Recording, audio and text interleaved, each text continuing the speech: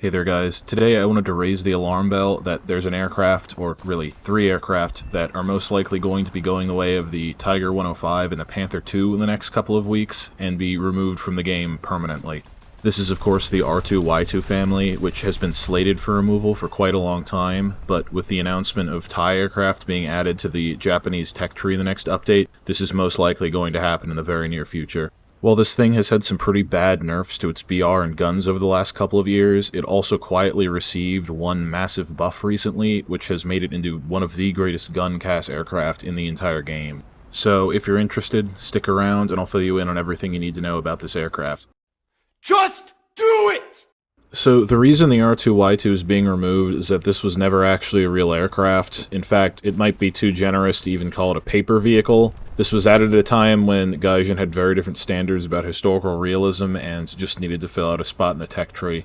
You see, this airframe was originally developed to serve as a prop-powered recon aircraft, and a particularly weird one at that, where you had kind of 2 engines fused together behind the pilot like a bizarro P-39. But this didn't really work out too well, and after the project failed, the engineers decided they could just re-rig it as a jet-powered combat aircraft, essentially. The sources get a bit iffy here, but to the best of my understanding, at most, there were mock-ups of the engine layouts drawn up, but that this design otherwise is entirely fictitious. In terms of the aircraft in-game, we have 3 variants, the V1, the V2, and the V3. They all have some minor differences in flight performance, with my understanding being that the V3 is a bit better than the other 2. You're going to see me using the V2 here though, just because I like the way it looks. In ARB, this thing used to be absolutely crazy. It was at BR 7.3, and the guns used to have these high-explosive fragmentation tracer-only belts, which had a velocity of like 1,000 meters per second and 65 grams of high-explosive filler, which made them just completely outclass any other gun you might have ever used.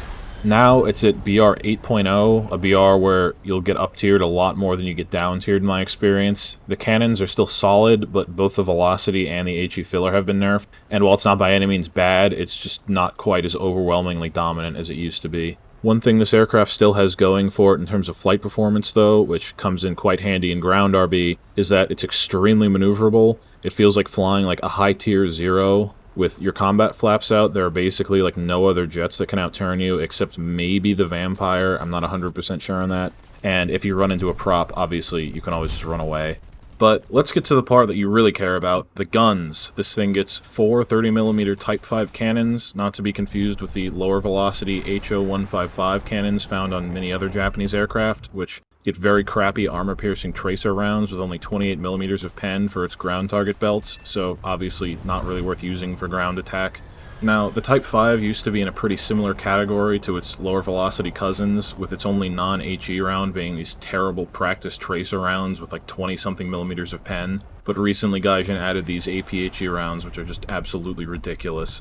With 38mm of pen, it's not exactly going to punch through heavily armored targets super easily, but with 14 grams of HE filler, you only really need 1 penetrating hit to cause serious damage, as you might have noticed in the intro when I killed an M103, and because you have 4 of these guns all firing at once, the chances of one sneaking through are pretty high. What you can reliably do to more heavily armored vehicles, though, is jack up their mobility. This thing will very reliably start fires or knock out radiators if you aim for the engine deck, and of course you can track them too. For lighter vehicles, I mean, this thing just absolutely shreds them, especially because the fuse sensitivity on these APHE rounds is only 1mm, so overpenning is just not a thing. This also makes it quite useful against aircraft, since if it hits any module or even just pens the skin at a steep enough angle, it will detonate inside and cause quite a bit of damage. You also have 600 rounds of ammo to work with, which, given that these guns only fire at 500 rounds per minute, gives you an absolute ton of trigger time. You can also bring along an 800 kilogram bomb, which is pretty decent for what it's worth.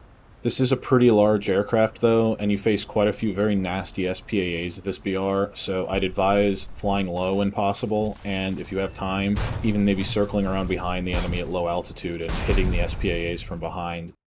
Now, Japan doesn't have an 8.0 ground lineup at the moment, but it does have a very strong 8.3 lineup, which is what I run this with. You get 2 very good MBTs, the Type 74C and the STB2, with the STB2 being notable for having probably the coolest camo in the entire game. Yes, you heard that correctly, that is an in-game camo you can buy, not a user skin. These two tanks are both similar to the Leopard 1 in terms of play style. They both get DM13 APDS, they both get laser rangefinders, they both have kind of bad reverse gears, and interestingly also hydropneumatic suspension. There are a number of minor differences between them, but the big ones are that only the Type 74 gets Heat FS, while also having even weaker side armor at only 30mm compared to the SDB's 40. Despite having extremely weak hulls, the turrets are actually quite thick cast armor, which can block shots sometimes, and paired with the hydropneumatic suspension and the laser rangefinders, this makes them excellent hold-down snipers. But yeah, if you like the Leopards, you're going to like these quite a lot. You also get the Type 87 for SPAA, which is basically just a Japanese Gepard, except with a laser warning receiver, which is, I guess, a useful upgrade.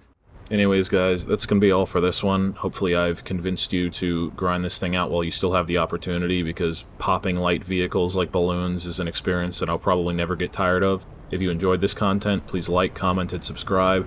Check out more similar content linked in the end screen, and I'll see you guys in the next one.